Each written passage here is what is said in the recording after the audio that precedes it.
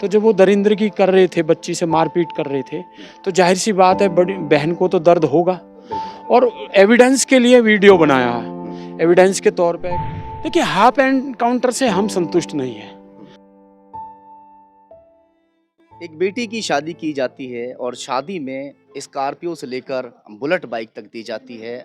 अपनी हैसियत से ज़्यादा पिता उसे दहेज देता है, मगर उसके बावजूद भी जो दहेज लोभी है उनका पेट नहीं भरता और दहेज की लगातार वो लोग डिमांड करते रहते हैं। और जब डिमांड पूरी नहीं होती तो फिर एक खौफनाक साजिश रची जाती है और साजिश के तहत उस बेटी को मौत के घाट उतार दिया जाता है।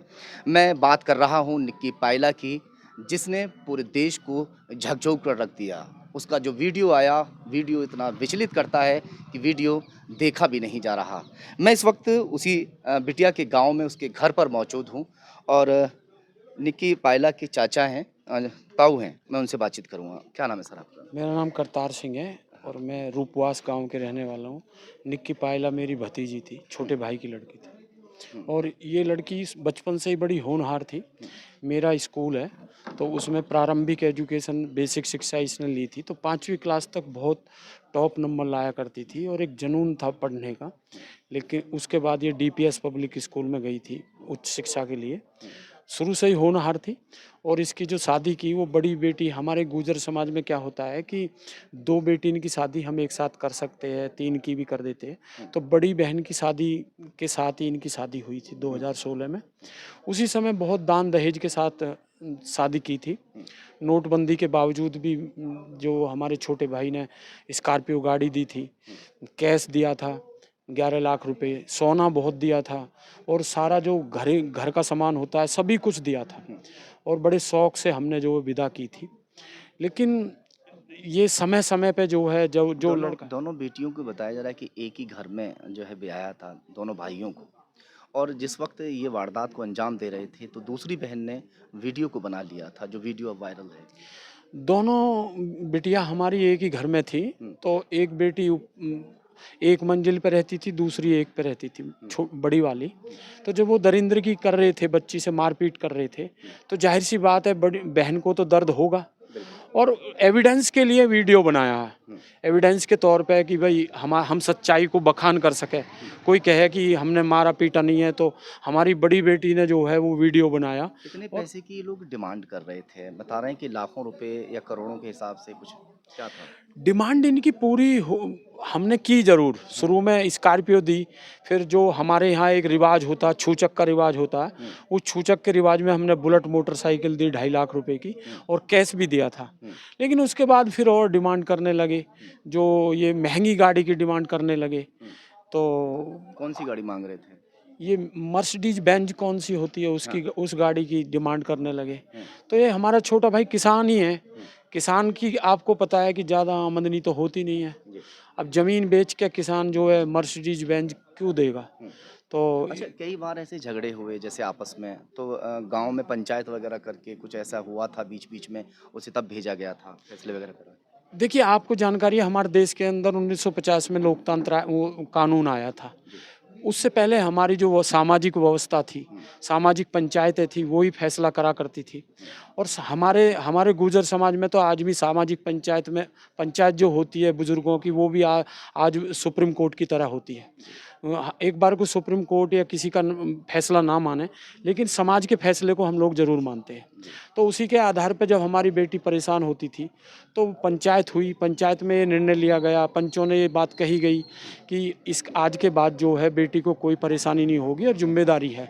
लेकिन दरिंद्र आदमी, जो दुष्ट प्रवृत्ति का आदमी होता है, वो पूरी पृथ्वी पे जो अलग ही होता है, वो एक बात किसी के और मानता ये सामने आ रही है कि जो निक्की है वो पार्लर चलाती थी और इंस्टाग्राम पर रील वगैरह बनाती थी, जिससे वो ऐतराज़ करता था, जो उसका हस्बैंड है, कि भाई रील मत बनाया करो और पार्लर मत जो है चलाओ। इसमें भी कुछ दिक्कतें सामने आई? देखिए, इंस्टाग्राम और फेसबुक, आगे ये आगे। हमारी बेटी चलाती थी अपने प्रचार और प्रसार के लिए। हम्म। और ब्यूटी पार्लर भी वो उनका शौक नहीं था, वो तो टीचिंग में जाना चाह रही थी। क्योंकि मेरे स्कूल में मेरी बेटी ही टीचर थी, क्लास टीचर थी। तो उनसे उन्होंने बताया भी था कि दीदी मैं टीचर बनना चाहती हूँ।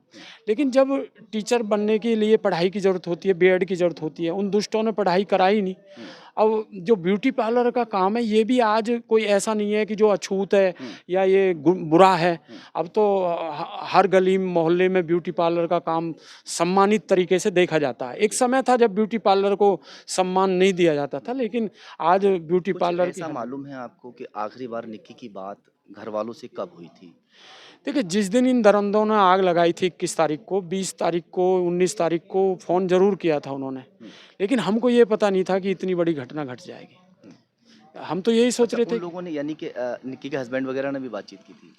नहीं, निक्की के जो हस्बैंड है उनसे तो हम बात करते ही नहीं थे। उसके पिताजी से बात करते थे या माताजी से बात करती थी, जो हमारे छोटे। मेन रोल किसका रहा है? पिता का, माँ का या बेटे का, या सभी लोग इसमें साजिश में शामिल थे?